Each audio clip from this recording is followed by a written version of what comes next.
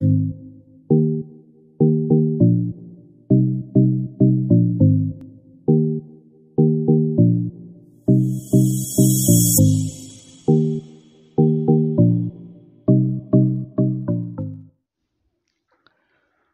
Krismansah Rahadi atau Christian Rahadi atau dengan nama panggung Chrisye adalah artis legendaris dengan segudang prestasi di jalur musik.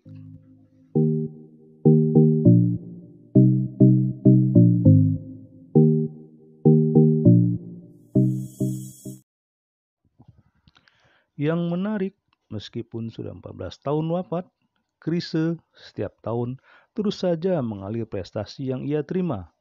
Bentuk penghargaan itu salah satunya Chrisye bersama 7 artis dan grup musik tanah air seperti Gomblo, Gesang, Titi Puspa, Panbres, God Bless, Kus Plus, dan Bimbo mendapat penghormatan dari pemerintah muncul di perangko berseri.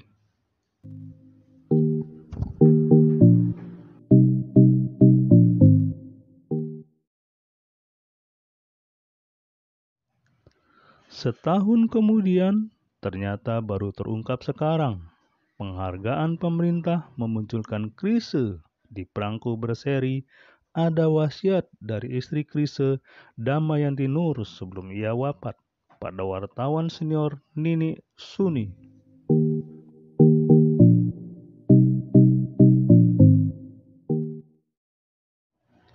Pada Ibra TV, Nini secara eksklusif mengungkapkannya. Chrisye adalah salah satunya artis yang melegenda di Indonesia. Sampai wafat pun namanya harum bagus dengan berbagai prestasinya. Salah satunya tahun kemarin pemerintah memberikan penghargaan dia untuk menjadi bersama 7 artis lainnya mendapat penghargaan dalam bentuk perangko. Menurut Mandi ini apa sih alasan pemerintah memberikan penghargaan itu? Chrisye salah satu penyanyi bagus yang dimiliki Indonesia. Dari zaman dia hidup sampai hari ini dia wafat, itu tetap dikenang oleh banyak pihak. Media misalnya, media itu selalu memutar lagu-lagu Chrisye persis di hari kelahiran maupun di hari wafatnya. Hari kelahirannya 16 September atau wafatnya 30 Maret. Chrisye juga menjadi tokoh yang cukup langka sebetulnya dalam industri musik Indonesia. Dia menjadi sepanjang hidupnya dia menjadi contoh satu-satunya penyanyi yang membuka sejarah bagi karirnya. Salah satu contoh, Chrisye menjadi orang pertama yang berjalan di karpet merah MTV Award ketika dia harus memetik kemenangan atas lagunya itu puluhan tahun lalu. Chrisye juga menjadi salah satu penyanyi pria pertama yang membuat show tunggal di JCC itu dengan tiket yang laku, padahal era itu JCC hanya layak dipakai untuk pementasan artis asing gitu. Jadi dia punya kriteria yang memang layak untuk diberikan penghargaan. Saya dengar Mbak Nini secara nggak langsung dapat wasiat juga dari istrinya untuk perangko ini. Bagaimana ceritanya? Iya, betul. Sebetulnya gambar Chrisye untuk perangko ini itu muncul dari percakapan saya dengan Mbak Yanti. Ketika itu Mbak Yanti mencari foto yang layak untuk perangko, dan menurut Mbak Yanti saya cukup dekat dengan beberapa teman fotografer gitu. Pada akhirnya saya teringat pada karya Firdaus Fadril, karena kebetulan juga saya pakai juga untuk buku-buku yang dikeluarkan K2C. Saya bilang sama Mbak Yanti, Mbak, Firdaus Fadril karyanya bisa dipakai, tapi saya mohon itu nggak bisa gratis, aku bilang gitu, karena kalau dipakai untuk perangko nantinya kan akan bentuknya perangko dijual dan karya fotografi itu tetap harus dihargai.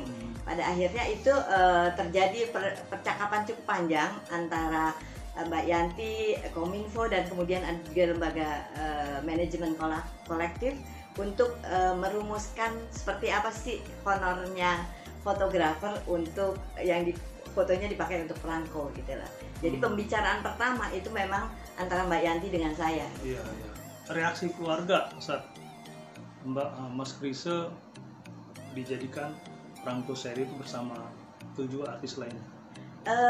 Cukup membanggakan bagi keluarga karena ini juga pertama kali dalam sejarah perangko Indonesia.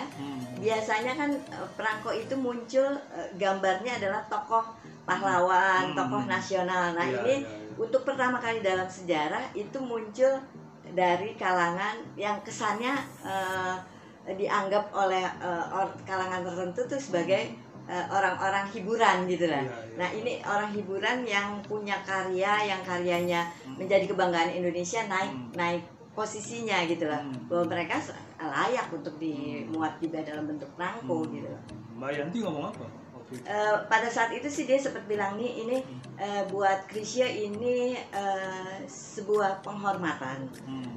Meski saya nggak tahu persis Krisya dapat apa dari sini gitu. Tapi buat kami dia dipilih itu udah sebuah kesempatan berharga buat Krisya gitu lah. Itu yang disampaikan Mbak Yanti ke saya sih. Saat ini muncul dijadiin perangko kan Mbak Yanti kalau nggak salah udah wafat ya? Iya betul. Nah, bagaimana tanggapan anaknya sendiri?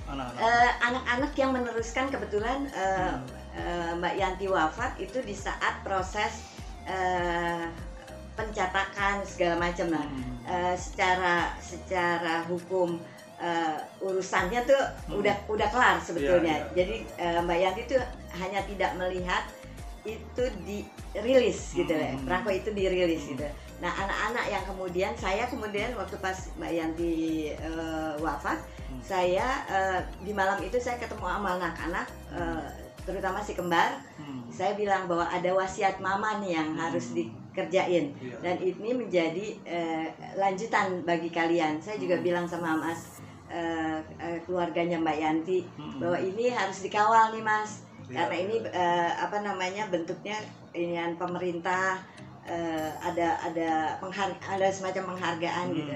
Nah kalau saya nggak salah ingat yang hadir anak pada saat itu dirilis secara virtual karena waktu itu pandemi, yang juga dihadiri oleh Pak Wakil Presiden yang membuka acara itu. Itu yang hadir adalah si kembar, anak almarhum Krisya, anak bungsu almarhum Krisya. Komentarnya ada nggak? Seingat saya sih mereka bangga. Mereka bangga bahwa itu ayahnya menjadi bagian dari sejarah perangko Indonesia. Saya menyebutnya gitu, sejarah perangko Indonesia. Kalau dari setelah ini Mbak Nini kan juga banyak, Mbak Nini lah yang fokus, diberi kesempatan, diberi kepercayaan bikin buku-buku Mas Krise. Dari pengalaman Mbak Nini ini, penghargaan yang diberikan dalam bentuk perangko ini dilihat dari perjalanan buku-buku ini, kira-kira Mas Krise ini kepikiran juga waktu itu diri dia tuh mau jadi supir? Enggak ya. Krisya itu adalah tipikal orang yang nggak nguber penghargaan.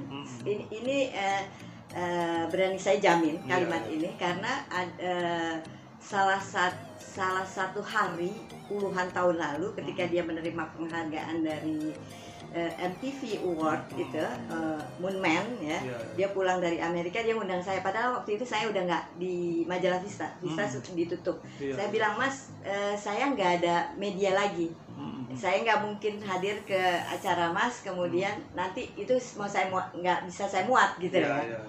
Krisya bilang nggak apa-apa nih, gue mau ketemu lo, gue mau cerita bahwa gue orang Indonesia pertama yang berjalan di karpet merah MTV gitu lah. Pria ya, setahun sebelumnya itu Denada sempat jalan di karpet merah gitu. Jadi era itu kan era kita belum seperti sekarang ininya kan ya. Nah, Krisya bilang bahwa dia nggak pernah bermimpi itu akan dia gapai. Penghargaan apapun bentuknya itu bukan tujuan dia bikin karya kemudian dapat penghargaan. Dia hanya berkarya untuk karya gitu lah. Pasal bahwa itu pemerintah kayak bikinin dia perangko, dia mungkin juga kaget kali, nggak nyangka gitu. dia orang yang begitu, orang yang nggak ekspresif, bukan orang yang cepet bangga diri gitu. Kalau dari penggemar sendiri, reaksinya seperti apa? Kita sih sebetulnya kebetulan saya ada di kelompok komunitas kangen Chrisye yang rata-rata penggemar Chrisye, itu sih surprise juga sih, bangga gitu ya.